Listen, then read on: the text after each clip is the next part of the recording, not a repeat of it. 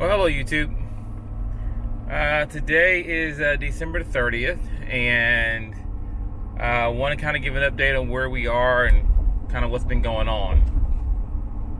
So December the 20th, as you remember, we started moving in. So what we did was we were able to get our stuff out of storage all in one day. Thank goodness for a good friend that came by and helped us with that. We got all of our stuff out of storage and threw it in the garage.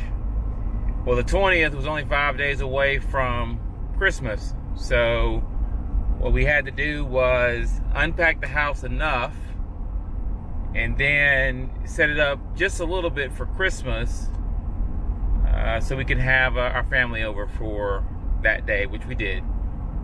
So it was great. The house was perfect. We had a great time. And then on the 26th, we started taking everything back down and started to unpack some more. So today we are almost done with all of the unpacking. So the garage is almost done. Mostly every box is either in the room it belongs to or totally unpacked. My wife is a yard seller, so she's got some yard sale stuff set aside as well. So we are in the house, and there's some post-housing things that I kind of wanted to let you guys know about. So when we moved in, they were not 100% complete. They were about 98% complete. So what I mean by that, some of the appliances weren't finished yet. So I'll tell you about the refrigerator and the freezer that we got. It did not have the trim kit around it, so that meant when you go to open it, it would slide on the floor. So we still had that. We had a wine cooler that was supposed to be installed. When they came to install it originally, the front glass was broken, so they had to send it back. So we have a open spot where that belongs. The gas line for the outdoor grill was not installed, nor was the proper cutout of the countertop for the Komodo Joe ceramic grill was not done properly either. So what we had to do, the builder told us to make sure that we start a list of things that need to be corrected, and there's some trim missing in some areas, and it looks more like, I'll give you an example. So the utility sink in the utility room does not have trim next to the cabinet that it's installed by.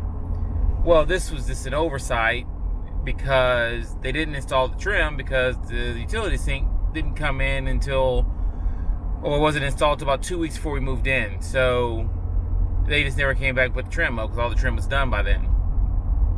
There's other areas where, as they install the cabinets, a screw went through the cabinet that it's next to. There are a couple things that aren't bolted down that should be or screwed down, which are not screwed down. There was a problem with the attic ladder. The one in the garage, the attic in the garage, there's two attic accesses. The one in the garage, it hits the globe on the garage door opener. So there's a few things that we have started making a list of that we need them to come back and fix, and he's ready to do that. He'll probably do that after the beginning of the year. We'll get together and get those done. Now, let's talk about one of the major problems that we had. So Saturday, Saturday. So 2 days ago, I'm sitting in the living room and I hear drip, drip, drip, and I look up in the ceiling and I notice that there's water coming from one of the surround sound speakers. What at least it appears to be coming from the surround sound speaker. It's actually not coming from the speaker. It's actually coming from the hole that the speaker's in. And I immediately know where that is. That's the AC unit for the other half of the house. So I go up in the attic, and the drip pan is full of water, which should not be full of water at any time. So I turned the unit off, and I text my builder, who texted me right back and said, hey, that's not right, we'll send somebody out there. So they got an AC guy to come out here on Saturday, and he discovered as soon as he got here that the drain pipe was not connected. So it was just sitting there.